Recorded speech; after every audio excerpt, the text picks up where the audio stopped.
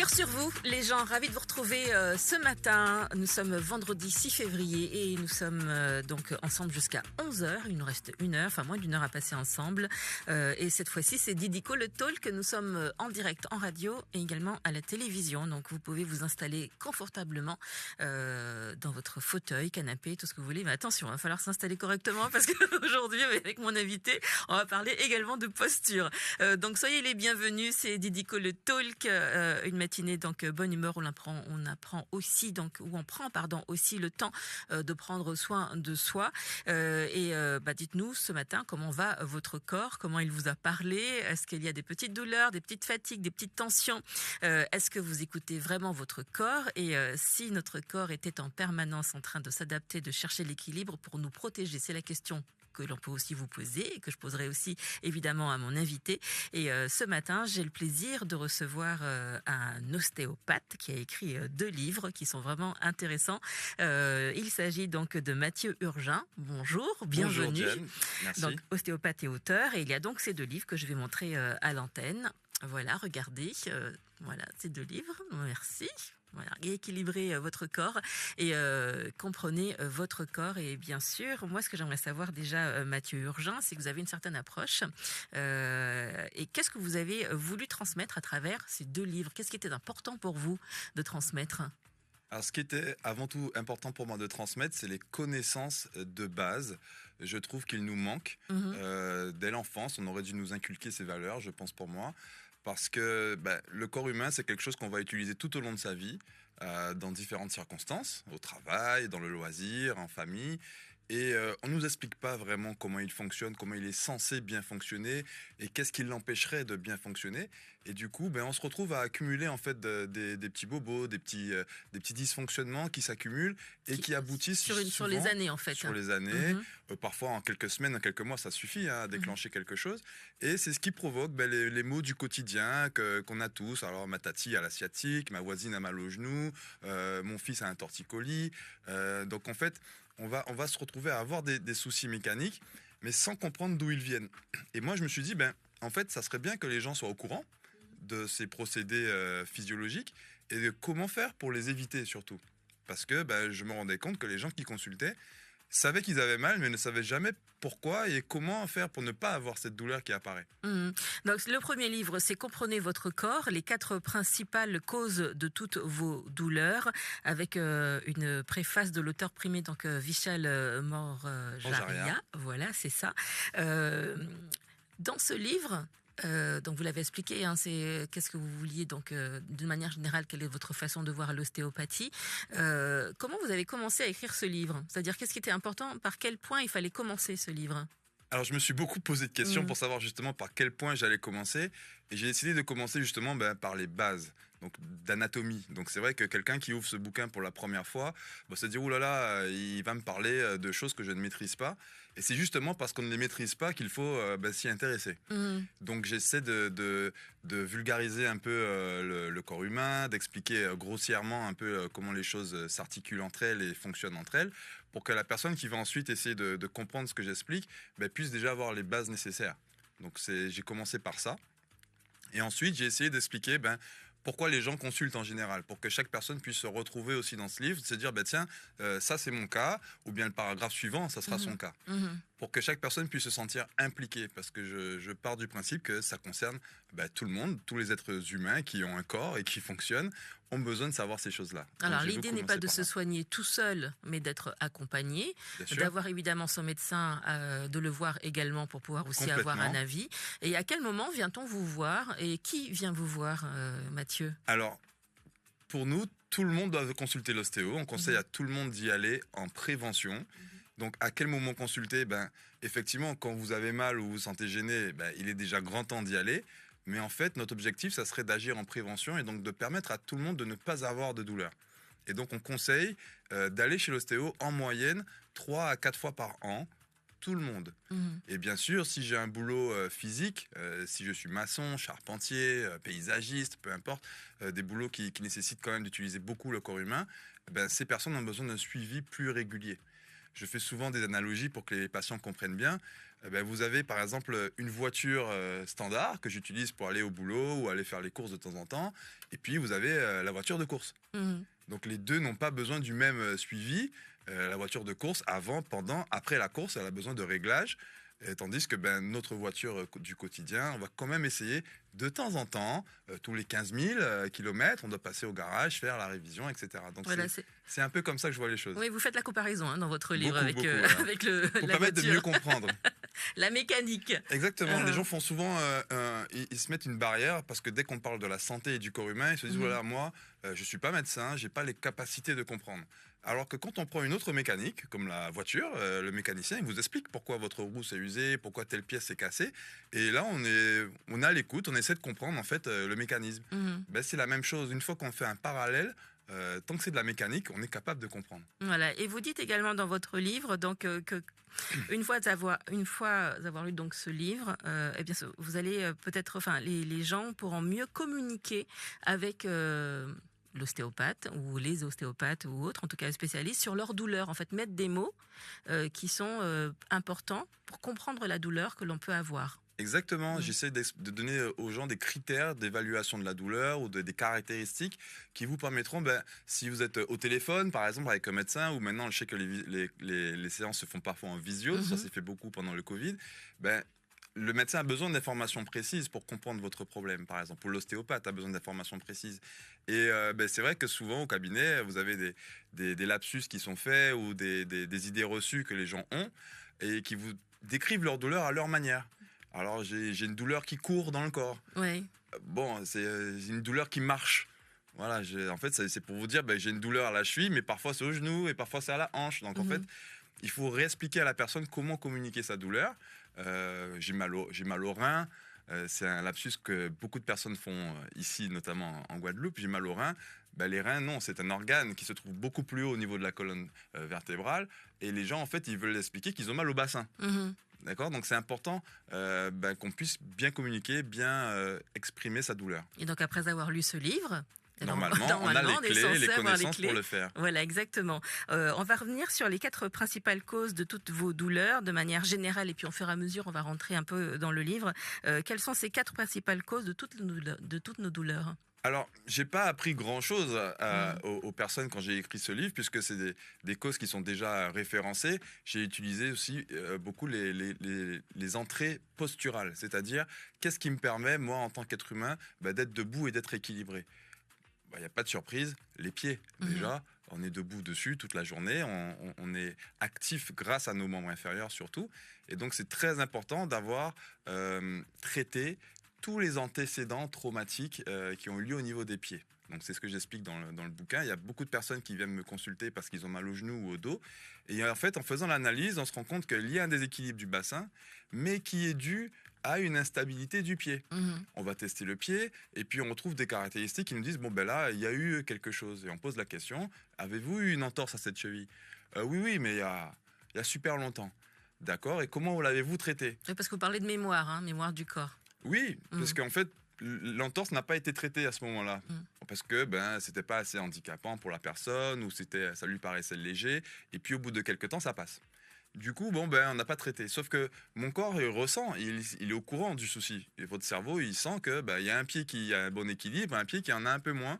Et il va vous demander, gentiment, de manière un peu insidieuse, de transférer un peu de poids du côté qui tient mieux et de soulager un peu la jambe qui tient moins bien.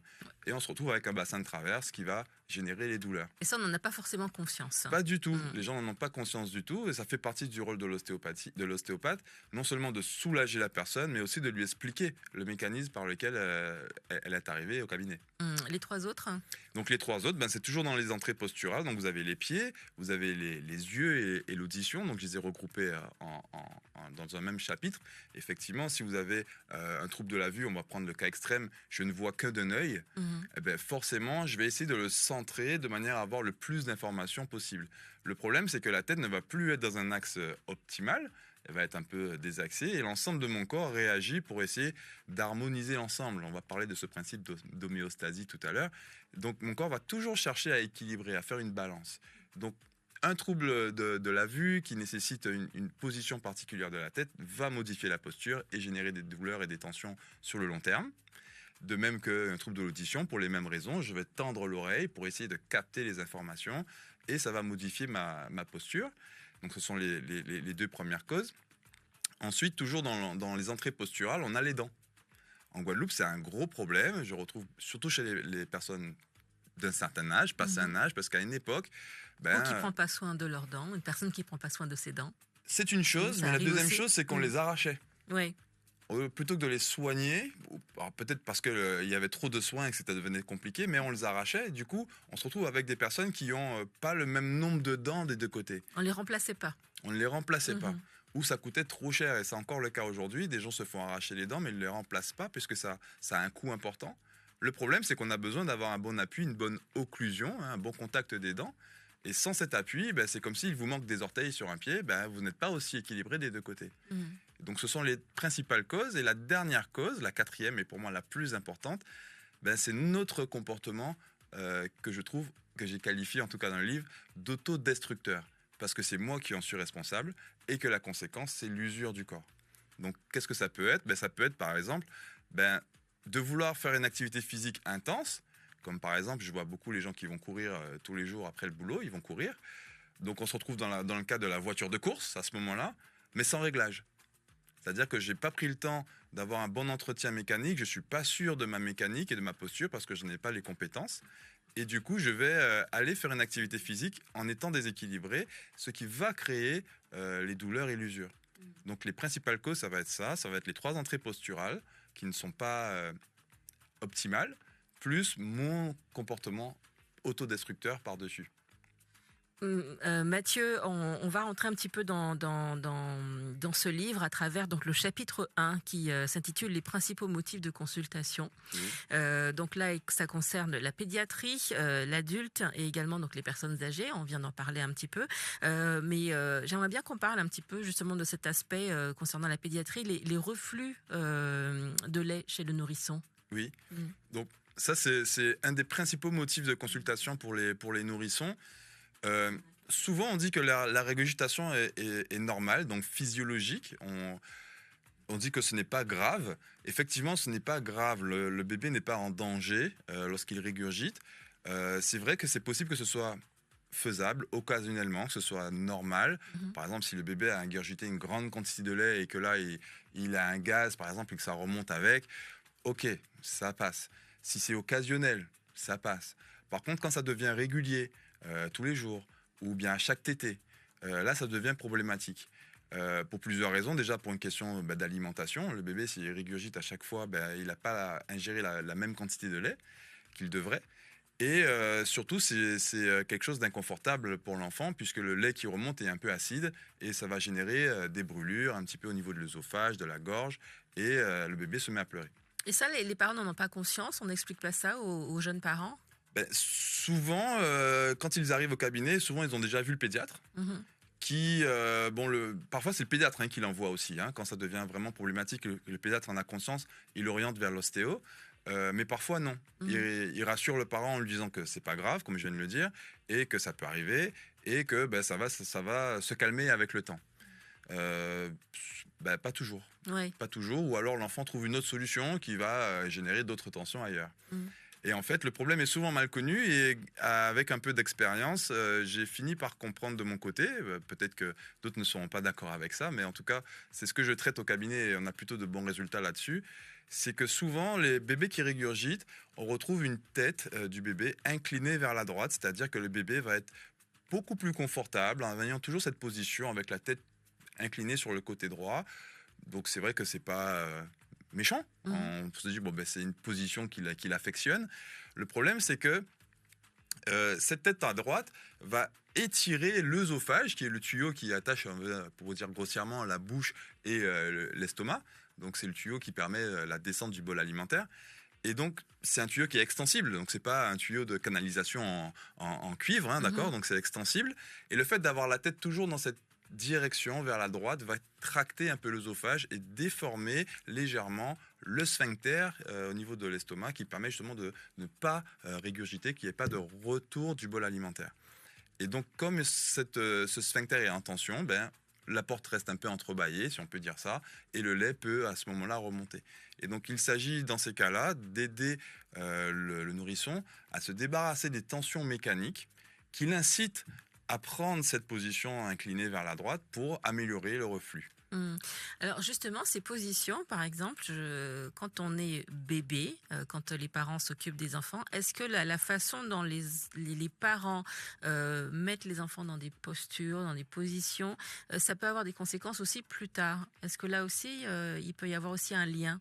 Alors, bien sûr, mais là, à la naissance, vous avez des conseils, vous êtes entouré, vous avez la sage-femme, vous avez le pédiatre qui vous donne ces conseils de comment positionner le bébé, comment l'allaiter, etc. Donc on part du principe que ça, c'est plutôt bien compris.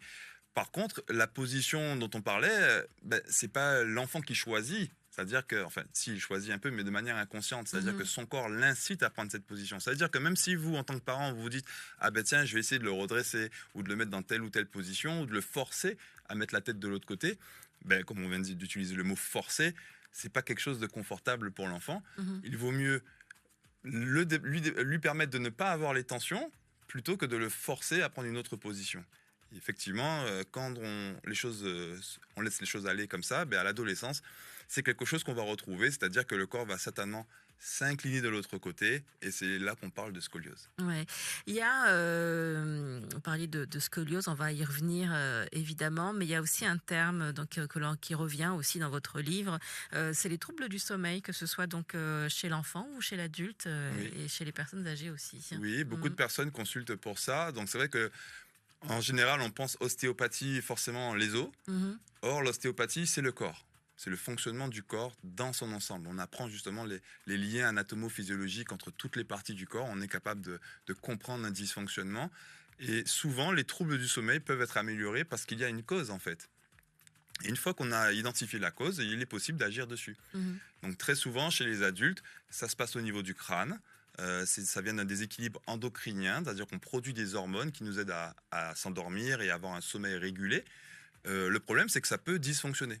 Parce que peut-être que j'ai des tensions au niveau du crâne, que j'ai un déséquilibre de ma posture. Oui, vous dites etc. en fait que si jamais on est amené à se réveiller, par exemple, tous les jours à 3 heures du matin, Oui. il y a une cause. Oui. Si vous avez remarqué que ce réveil est quasi systématique et quasiment tout le temps à la même heure, il y a forcément une cause qui explique ça. Et, Cause physique, physiologique. physiologique. Et ça peut s'améliorer avec un bon traitement. Effectivement. Alors, qu'est-ce qui cause justement ce réveil? Je crois que c'est un lien avec... Alors, ce réveil est caractéristique d'un défaut de production ou de décalage de la courbe de production de la mélatonine, qui est l'hormone qui va réguler votre sommeil. Donc, vous la produisez en continu pendant la journée, et quand elle atteint... Elle va s'exprimer en fonction du taux de luminosité qui descend. Donc, à partir de 15-16 heures de l'après-midi, on commence à ressentir cette petite fatigue légère qui nous fait comprendre que tout à l'heure, c'est bientôt l'heure d'aller dormir. Et donc, cette courbe peut être un peu décalée, c'est-à-dire il y a un pic aux alentours de 2-3 heures du matin. Et si cette courbe est un peu décalée, à 3 heures du matin, je me réveille parce que je n'ai plus assez de cette hormone qui s'exprime. Et donc, du coup, il faut permettre à la glande pinéale, qui est la glande qui fabrique cette hormone, d'être plus confortable au niveau du crâne, d'avoir des rapports un peu plus intéressants avec ce qui l'entoure pour pouvoir produire de manière plus optimale cette hormone et ce qui permet d'avoir un sommeil équilibré. Vous parlez des cervicales. Alors, les cervicales reviennent souvent dans ces Oui. pages. Expliquez-nous pourquoi. Quel est ce lien avec les cervicales? Qu'est-ce que les cervicales peuvent causer si jamais elles ne sont pas prises en compte, si la douleur n'est pas prise en compte au niveau des cervicales? Alors, les cervicales sont une partie de la colonne vertébrale. Et effectivement, j'explique dans le livre qu'il y a plusieurs atteintes. Il y a plusieurs zones de la colonne qui sont intéressantes. Donc, la zone cervicale, la zone dorsale et la zone lombaire. Et la zone cervicale, elle va souvent être en dysfonction parce que c'est le dernier niveau qui me permet de m'adapter. Donc si j'accumule les dysfonctionnements dans tout mon corps, je vais quand même essayer d'avoir les deux yeux à l'horizontale, d'avoir les oreilles à l'horizontale également pour l'équilibre. Donc du coup, plus j'accumule de dysfonctionnements dans mon corps, plus je vais avoir de tension au niveau cervical. Donc c'est une zone qui est en fait très souvent en tension. Et donc, et pour les bébés également, c'est un sujet un motif de consultation fréquent, le torticolis un peu du nourrisson. Et c'est une zone très importante, fragile, et en lien avec beaucoup de choses dans le corps. Et donc, c'est une C'est zone... interconnecté. Alors, tout est interconnecté pour moi, pour les ostéopathes en général. À partir du moment où tout est sous la même peau, tout est forcément connecté et interconnecté et interdépendant. Voilà. Donc la zone cervicale, effectivement, c'est une zone très importante à vérifier, que ce soit chez l'adulte, chez la personne âgée ou le nourrisson.